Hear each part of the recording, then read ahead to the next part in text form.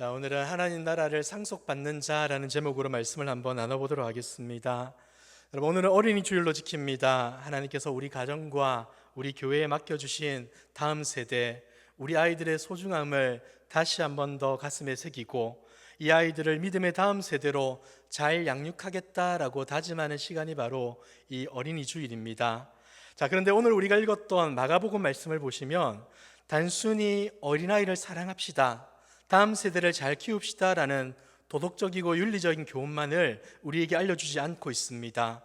그보다도 훨씬 더 깊고 근본적이며 때로는 매우 도전적인 영적 진리를 말씀하고 있습니다. 자, 여러분, 우리가 보통 성장이라는 단어를 들으시면 어떤 이미지가 떠오르십니까? 성장, 나이가 들고 지식이 쌓이고 경제적으로 자립을 하고 누구의 도움 없이도 스스로 내 앞가림을 해내는 것을 우리가 보통 성장, 성숙이라고 말하지 않습니까? 자, 그러다 보니까 사람들은 끊임없이 우리들에게, 아이들에게 말을 하죠. 강해져라, 스스로를 증명해라, 누구에게도 기대지 말고 너의 능력으로 서가라라고 가르칩니다. 자, 그런데 놀랍게도 오늘의 본문에서 예수님은 이러한 상식과 가치관을 완전히 뒤집어 엎는 충격적인 선언을 하십니다. 성숙한 어른이 되어야 하나님 나라에 들어가는 것이 아니라 오히려 어린아이와 같이 되어야만 하나님 나라에 들어갈 수 있다라고 말씀합니다. 여러분, 오늘 이 시간 이 짧지만 강력한 본문 속으로 깊이 한번 들어가 보았으면 좋겠습니다. 예수님께서 오늘의 본문에서 왜 그토록 제자들에게 분노하셨는지, 어린아이와 같다는 것은 도대체 무슨 의미인지, 그리고 오늘날 치열한 세상을 살아가는 우리에게 이 말씀이 어떤 도전을 주는지 우리가 함께 말씀을 묵상하며 함께 은혜를 나눠보도록 하겠습니다. 자, 오늘의 본문의 상황은 이렇습니다. 예수님께서 수많은 사람들을 말씀으로 가르치시고 또 몸이 불편한 자들을 치유하시고 하나님 나라의 복음을 전하고 계셨습니다. 하루하루가 피를 말리는 영적 전투요, 피곤한 사역의 연속이지 않았겠습니까? 자, 그런데 그 분주하고 복잡한 현장에 어린아이를 데리고 예수님께 나오는 사람들이 있었습니다. 본문 13절을 우리 같이 한번 읽어보도록 하겠습니다. 시작. 사람들이 예수께서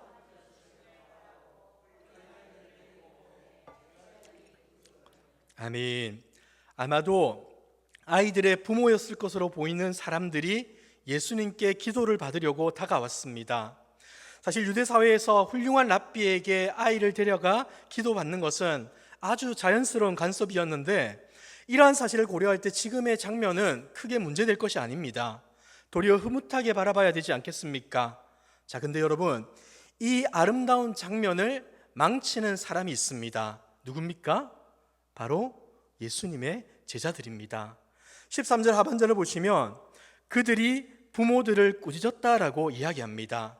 그냥 지금은 바쁘니까 나중에 오십시오라고 정중하게 거절한 것이 아니라 아주 강하게 제지하고 엄하게 책망하여 부모를 쫓아낸 겁니다.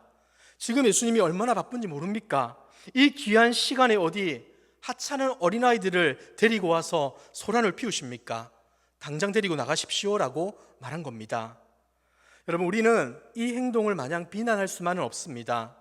왜냐하면 제자들의 입장에서는 나름 합리적인 이유가 있기 때문이죠. 고대 유대 사회에서 어린아이는 오늘날처럼 존중받는 인격체가 아니었습니다. 숫자를 셀 때 포함되지도 않았고 경제적인 능력도 없었으며 종교적인 율법을 지킬 능력도 없는 그저 보호의 대상, 미성숙한 존재에 불과했습니다. 사회적 가치라고 하는 그 기준으로 볼 때 어린아이는 제로라고 볼 수 있는 존재였던 것이죠. 그러니까 제자들이 볼 때 예수님은 이제 곧 이스라엘을 구원할 위대한 메시아였던 겁니다. 그분의 시간과 에너지는 한정되어 있는데 그 귀한 시간을 누구를 향해, 누구를 위해 써야 하겠습니까? 유력한 바리새인들, 재력이 있는 사람들, 사회적 영향력이 있는 사람들, 최소한 율법을 알아듣고 깨달을 수 있는 건장한 성인 남성들을 만나야 하나님 나라 확장에 도움이 되겠다라고 생각하지 않았겠습니까? 자, 그러니까 제자들은 철저하게 세상의 기준, 효율성과 능력이라는 그 기준만으로 사람을 평가하고 예수님의 사역을 통제하려고 했던 겁니다. 여러분, 이것이 비단 제자들만의 이야기겠습니까? 오늘날 교회의 모습, 우리의 모습 아니겠습니까? 우리도 모르는 사이에 제자들과 같은 세상의 잣대를 교회 안으로 끌고 올 때가 참 많이 있습니다. 능력이 있고 돈이 많고 배운 것이 많고 번듯한 직장을 가진 사람이 교회에 오면 어떻게 합니까? VIP 대접을 하며 반깁니다. 반대로 사회적으로 소외되고 가난하고 연약하고 무언가 우리에게 도움이 될 것 같지 않은 사람이 오면 어떻게 대합니까? 무관심하게 대하고 때로는 누군가에게 그 책임을 미룰 때가 참 많이 있습니다.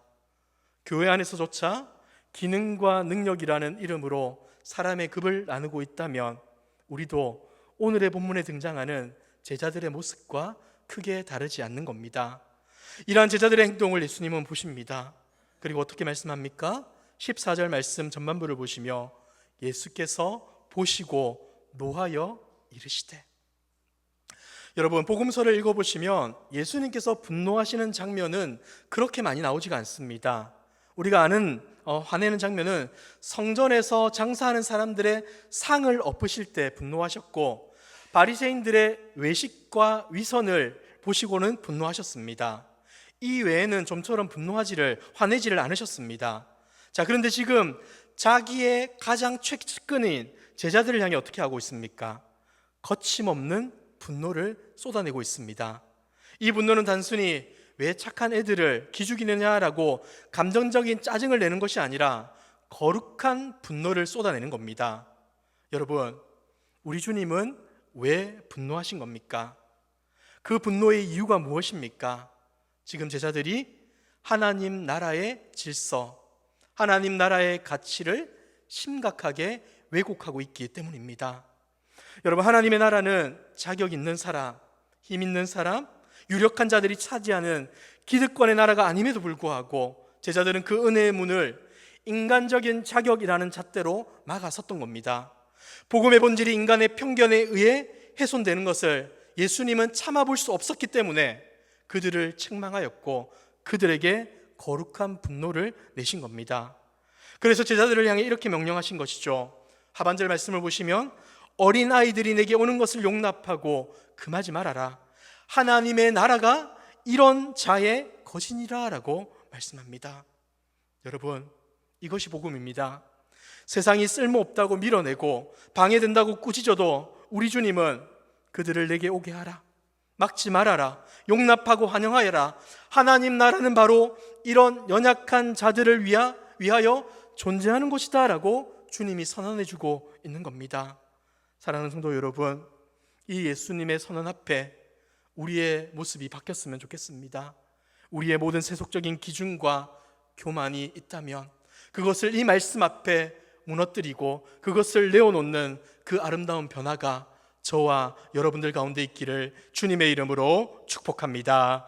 자, 두 번째 우리가 살펴볼 것은 의존과 겸손, 창조 질서의 회복에 대한 것입니다.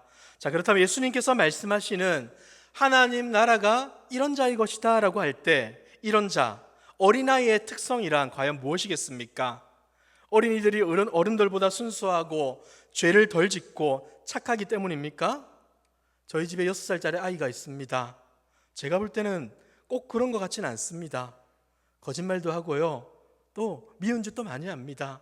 자기 중심성이 끝없이 넘쳐날 때가 참 많이 있습니다. 아이들도 이기적이고 고집을 피우고 때로는 잔인할 만큼 자기만 생각합니다. 예수님이 말씀하시는 것은 아이들의 도덕적인 순결성이나 무죄함이 아닌 겁니다.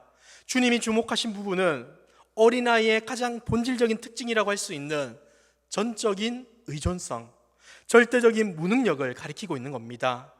여러분, 어린아이, 특히 고대 사회에서 어린아이는 스스로의 힘으로는 생존할 수 없는 연약한 존재였습니다. 자기가 돈을 벌어 밥을 사 먹을 수도 없고 옷을 만들어 입을 수도 없었으며 맹수나 위협으로부터 자신을 방어할 능력조차 그들에게는 없습니다. 부모가 먹여주지 않고 보호해주지 않으면 절대 살 수 없는 존재가 어린 아이입니다. 그래서 아이들은 어떻게 합니까? 끊임없이 부모를 찾고 부모에게 기대어 살아갑니다. 여러분, 이것이 바로 하나님 앞에서 우리가 가져야 할 신앙의 올바른 태도임을 알려주고 있습니다. 여러분, 성경의 구원 역사를 한번 쭉 보시겠습니까? 하나님이 인간을 창조하셨을 때 인간은 본래 철저하게 하나님을 의존하도록 지음받았습니다. 인간은 스스로의 생명을 연장할 수 있는 자존자가 아니었다는 말입니다. 하나님의 호흡이 불어졌어야 살 수 있었으며 하나님이 공급해 주셔야만 살 수 있는 의존적인 존재였습니다. 자, 그런데 창세기 3장에서 비극이 일어나지 않습니까? 선악과의 사건의 핵심에 무엇이 있습니까? 뱀이 하와를 유혹할 때 이렇게 말합니다. 너희가 그것을 먹는 날에는 너희의 눈이 밝아져 하나님과 같이 될 것이다 라고 말합니다. 다시 말해서 타락의 핵심에 무엇이 있는 겁니까? 인간이 하나님을 향한 거룩한 의존을 거부하고 나도 하나님처럼 내 인생의 주인이 되겠습니다 라고 독립을 선언한 사건이 바로 창세기 3장의 그 사건입니다. 하나님 없이도 살 수 있다고 생각하는 그 끔찍한 교만이 바로 죄의 뿌리다 라고 말해주고 있다는 것이죠. 여러분, 그 결과가 어떻게 되었습니까? 하나님을 떠나 스스로 강해지려 했던 인간은 도리어 사망과 두려움과 결핍의 노예로 전락하고 말았습니다. 이러한 성경의 흐름 속에서 오늘의 말씀을 보십시오. 어린 아이와 같이 되라 라고 하신 것은 타락한 인간이 끊임없이 추구해온 어른놀이를 이제는 그만두어라, 멈추어라 라고 말씀하시는 겁니다. 내 힘으로 살 수 있다는 교만을 꺾고 다시 창조시 본연의 모습으로 돌아와라. 하나님 아버지 없이는 단 하루도, 단 한순간도 살 수 없는 연약한 존재임을 철저히 인정하여라. 이것이 바로 하나님 나라가 어린아이와 같은 자의 것이다 라고 하는 그 말씀의 그 의미입니다. 여러분, 출애굽 당시 이스라엘 백성들의 모습도 한번 보시겠습니까?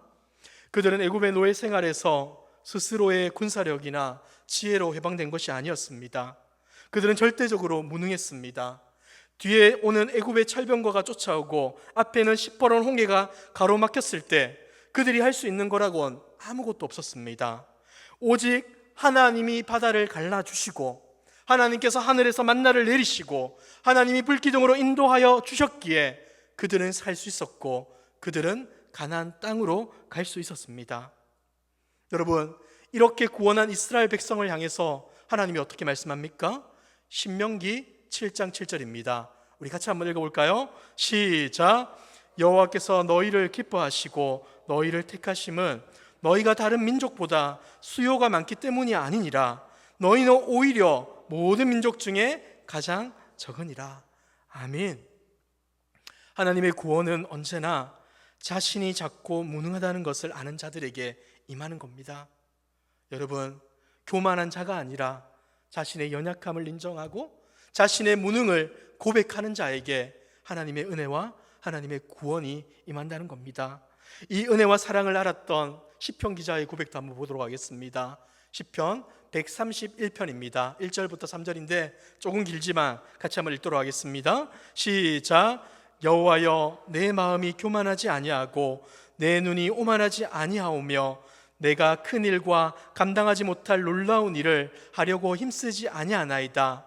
실로 내가 내 영혼으로 고요하고 평온하게 하기를 젖된 아이가 그의 어머니 품에 있음 같게 하였나니 내 영혼이 젖된 아이와 같도다. 이스라엘아, 지금부터 영원까지 여호와를 바랄지어다. 아멘. 사랑하는 성도 여러분, 지금 여러분의 영혼은 어떻습니까? 치열한 세상 속에서 살아남기 위해 바짝 독이 올라와 있지는 않으십니까? 내 힘으로 가정을 지키고 내 앞날을 개척하겠다고 두 주먹을 불끈 쥐고 불안과 염려 속에서 밤잠을 설쳐가며 있지는 않으십니까? 오늘 예수님은 우리에게 말씀하고 있습니다. 너희의 그 무거운 짐을 다 내려놓아라. 젖된 아이가 어머니 품에 안겨 평안을 누리는 것처럼 너희 또한 하나님의 품에 안겨서 참된 평안을 누려라 라고 말씀합니다. 여러분, 자신의 이 연약함을 인정하는 것 부끄러운 일이 아닙니다.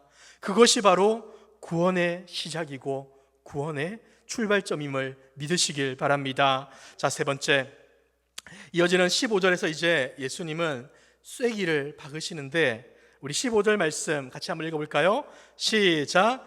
내가 진실로 너희에게 이르노니 누구든지 하나님의 나라를 어린아이와 같이 받들지 않는 자는 결탄코 그곳에 들어가지 못하리라 하시고. 아멘. 여기에 기독교 신앙의 가장 위대한 진리가 선포되고 있습니다. 그것은 바로 하나님의 나라는 성취하는 것이 아니라 선물로 받는 것임을 알려주고 있다는 것이죠. 15절에 받들다라는 단어를 주목해 보시기 바랍니다. 여러분, 우리가 살아가는 세상은 철저히 인과응보의 세계, 성취의 세계이지 않습니까? 일한 만큼 월급을 받고, 공부한 만큼 성적을 받고, 노력한 만큼 대가를 얻습니다. 세상에서 무언가를 거저받는다라는 것은 다소나마 의심이 되고 불편합니다. 세상에 공짜가 어디 있어라는 말이 진리처럼 통용되는 것이 사실입니다. 그러다 보니까 신앙생활에서조차 이런 성취의 개념을 가져오려고 합니다. 당시 유대 종교 지도자들을 생각해 보십시오. 바리새인과 서기관들 어떠합니까? 그들은 하나님의 나라에 들어가기 위해서 엄청난 노력과 수고를 기울였습니다. 11조를 철저히 떼었고 일주일에 2번씩 금식하였고 수백 가지의 율법 조항을 지키며 영적인 스펙을 쌓았습니다. 그들은 하나님 앞에 나아갈 때 두둑한 영적 이력서를 들고 나간 것이죠. 그들은 이렇게 말했을 겁니다. 하나님, 제가 이만큼 했습니다. 그러니 당연히 하나님 나라는 저의 것이지요 라고 말입니다. 여러분, 누가복음 18장에 보면 바리새인과 세리의 기도가 나옵니다. 바리새인은 어떻게 합니까? 이 교만한 이력서를 가지고 하나님 앞에 꼿꼿이 서서 자신의 의로움을 자랑합니다. 반면에 세리는 어떠합니까? 감히 하늘을 쳐다보지도 못하고 가슴을 치며 이렇게 말합니다. 하나님, 저를 불쌍히 여겨주십시오. 저는 죄인입니다. 예수님께서는 종교적인 업적으로 무장한 바리새인이 아니라 스스로에 대해서 파산송구를 하며 자비를 구하는 세리를 향해 그 자가 선한 자이다, 의로운 자이다, 하나님이 그에게 하나님의 나라를 주었다라고 말씀해 주셨습니다. 여러분, 아이가 부모에게 밥을 얻어 먹고 옷을 입을 때 엄마, 제가 오늘 방 청소를 했고 열심히 심부름을 했으니 그 대가로 밥을 주십시오 라고 거래를 합니까? 결코 아닐 겁니다. 부모가 주는 사랑과 선물을 그저 입을 벌려 기쁘게 받아들일 뿐입니다. 의심하지 않고 체면을 차리지 않고 감사합니다 하고 덥석 받는 겁니다. 여러분, 이것이 복음입니다. 그래서 사도 바울은 에베소서 2장 8절과 9절에서 복음의 핵심을 이렇게 소개하고 있습니다. 같이 읽도록 하겠습니다. 시작. 너희는 그 은혜에 의하여 믿음으로 말미암아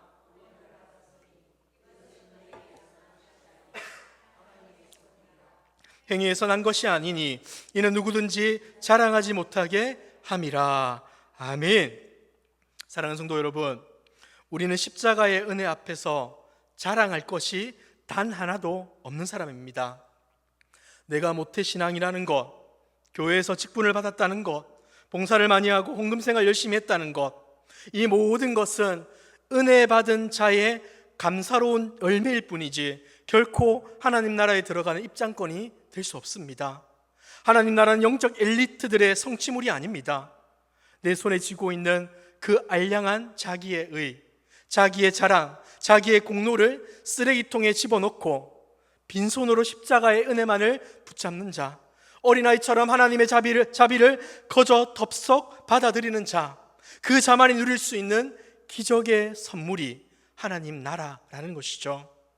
여러분, 스스로 어른이라고 생각하십니까? 하나님 앞에 꽤 괜찮은 신앙인이라고 생각하십니까? 그 교만의 옷을 찢어버리십시오. 주님, 저는 영적 파산자입니다. 주님의 십자가 보혈이 아니면 저는 단 한 걸음도 내디딜 수 없는 갓난아이와 같습니다. 이 가난한 심령, 이 빈손의 신앙을 회복할 때 비로소 하늘의 문이 열리고 하나님의 풍성한 은혜가 쏟아져 내리는 것입니다. 사랑하는 성도 여러분, 이 은혜를 누리는 빈손의 신앙을 회복하는 저와 여러분들의 모습이 되기를 주님의 이름으로 축복합니다. 자, 이제 네 번째, 이제 이 아름다운 본문의 결론이자 절정인 16절 말씀을 한번 보도록 하겠습니다. 그 어린 아이들을 안고 그들 위에 안수하시고 축복하시리라. 아멘. 이 한 줄의 말씀 속에 우리를 향한 주님의 말할 수 없는 사랑과 구원의 완성이 담겨져 있습니다. 제자들은 아이들을 귀찮은 존재로 여기며 밀쳐냈지 않습니까? 하지만 예수님은 어떻게 하셨습니까? 말씀으로만 그래 너희들 복받아라 하고 지나가지 않으셨습니다. 흙먼지가 묻었던 그 아이들을, 아무도 거들떠보지 않던 그 연약한 아이들을 직접 품에 끌어안으시고 그 작은 머리 위에 친히 손을 얹어서 하늘의 복을 쏟아 부어 주셨습니다. 여러분, 여기서 예수님의 행동을 깊이 한번 묵상해 보십시오.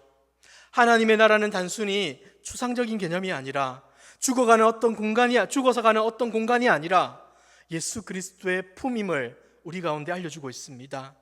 예수님이 어린 아이를 안아주셨다는 것을 우리의 삶으로 적용해 보자면 뭐가 되겠습니까? 죄로 인해 벌어지고 깨어지고 상처받은 우리를 십자가의 사랑으로 꽉 끌어 안아주시는 그 예수님의 사랑, 이것이 바로 오늘의 본문이 우리에게 보여주는 그 은혜의 모습이라는 것이죠. 우리가 하나님의 나라를 거저받을 수 있는 이유가 무엇입니까? 공짜이기 때문입니까? 아닙니다. 영적으로 철저히 무능한 우리를 대신하여 예수 그리스도께서 십자가에서 모든 값을 다 지불하셨기 때문입니다. 그분은 우리를 껴안기 위해서, 우리를 하나님의 나라로 데려가시기 위해서 자신의 살을 찢고 피를 흘려 주셨습니다. 세상은 약하고 무능한 자들을 짓밟고 도태시키지만 주님은 우리를 살리기 위해 자신의 생명을 친히 허락하여 주셨습니다. 이 십자가의 은혜를 안다면, 이 예수님의 품에 안겨보았다면 우리의 삶이 달라져야 하지 않겠습니까? 여러분, 어떠한 변화가 있어야 되겠습니까? 한 두 가지로 생각해 보겠습니다. 첫 번째, 우리 신앙의 패러다임을 증명해서 수용으로 바꾸셔야 합니다. 여러분, 더 이상 하나님 앞에서 나 자신을 증명하려고 애쓰지 마십시오. 신앙생활을 무거운 짐으로, 의무로, 율법주의로 전락시키지 마십시오. 기도를 많이 못해서, 봉사를 많이 못해서 하나님이 나를 덜 사랑하실까 봐 불안해하지 마십시오. 하나님이 여러분의 공로를 보시고 사랑하시는 것이 아니라 예수 그리스도의 피를 보시고 여러분을 자녀 삼아 주셨습니다. 그러니 여러분, 불안해하지 마시고 아침에 눈을 뜰 때마다 이렇게 기도하십시오. 주님, 저는 오늘 하루도 주님의 은혜 없이는 살아갈 수 없는 어린 아이들입니다. 내 지혜, 내 능력, 내 경험을 의지하지 않겠습니다. 아버지, 나를 불쌍히 여겨주시고 은혜로 채워 주시옵소서. 내 힘을 빼고 주님께 온전히 맡기는 것, 그것이 바로 가장 강력한 능력임을 믿으시길 바랍니다. 자, 두 번째, 우리 교회가 예수님의 마음을 닮은 사랑의 공동체가 되었으면 좋겠습니다. 예수님은 제자들의 장벽을 허물고 아이들을 끌어안으셨습니다. 그렇다면 그리스도의 몸된 우리 교회는 어떠해야 되겠습니까? 우리 교회 문턱이 낮아져야 하지 않겠습니까? 잘난 사람, 헌금 많이 하는 사람, 봉사 잘하는 사람만 대우받는 것이 아니라 세상에서 실패한 사람, 상처 입고 찢긴 사람, 가난하고 병든 사람, 육신이 연약한 사람, 그리고 무엇보다 영적으로 방황하며 각 교회를 찾는 사람들이 가장 행복하고 환영받는, 품어지는 곳이 되어야 합니다. 여러분, 지금 우리의 모습이 어떠한지 정직하게 한번 돌아봅시다. 함께 예배하는 지체들을 여러분들은 어떻게 대하고 있습니까? 사랑으로 품어주고 있습니까? 아니면 불편한 것들 지적하며 정죄하고 있습니까? 교회 문을 열고 들어오는 낯선 영혼들, 힘겨운 영혼들 우리는 어떻게 대하고 있습니까? 제자들처럼 세상의 잣대로 평가하며 거리를 두고 있습니까? 아니면 예수님처럼 두 팔을 벌려 하나님 나라는 바로 여러분과 같은 사람들이 올 곳입니다 라고 하며 눈물로 안아주고 계십니까? 우리 교회 모든 성도들이 서로의 연약함을 비난하지 않고 끌어안아주는 예수님의 품이 되기를 주님의 이름으로 축복합니다. 말씀을 맺도록 하겠습니다. 사랑하는 성도 여러분, 위대한 종교개혁자 마틴 루터가 임종을 앞두고 남긴 마지막 메모에 이러한 글귀가 있었다고 합니다. 우리는 하나님 앞에서 구걸하는 거지들이다. 이것이 참이다.